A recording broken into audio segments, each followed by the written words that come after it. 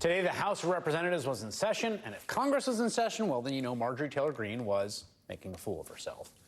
During a hearing by the Homeland Security Committee on which she sits, the Georgia Republican Congresswoman berated DHS Secretary Alexander Mayorkas about fentanyl. How long are you going to continue this outrage, complete outrage, where China is poisoning America's children, poisoning our teenagers, poisoning our young people? How long are you going to let this go on? Congresswoman, let me assure you that we're not letting it go on. We are fighting this. No, I reclaim my time. You're a liar. I ask that the words be taken down. The committee will suspend. The gentleman will state the words that he wishes to be taken down.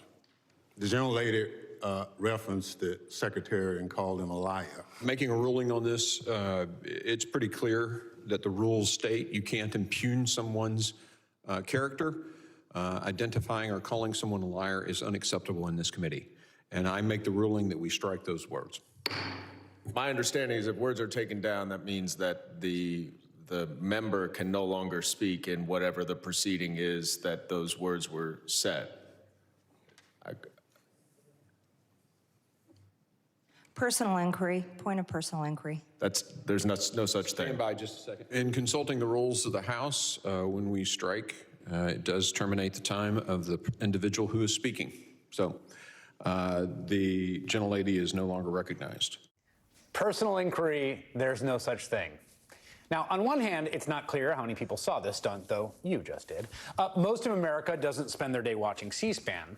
It could backfire on her in some ways. One report says the Republican chair of that committee, as you saw there, that's Chairman Greene, was furious with Marjorie Taylor Greene's behavior and plans to reprimand her.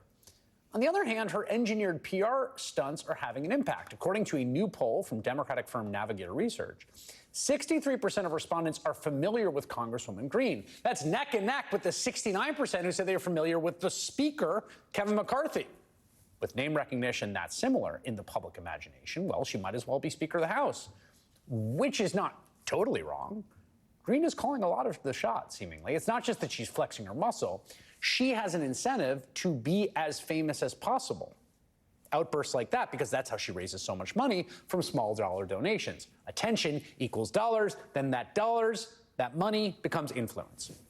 This year, Greene has contributed a whopping $311,000 to helping Republicans win races, including $2,000 apiece to 18 other House Republicans, some of whom are in vulnerable districts in 2024, the ones you see on the screen right now. Those are, frontline contested districts, those swing districts, where Greene is now supporting Republican candidates with checks.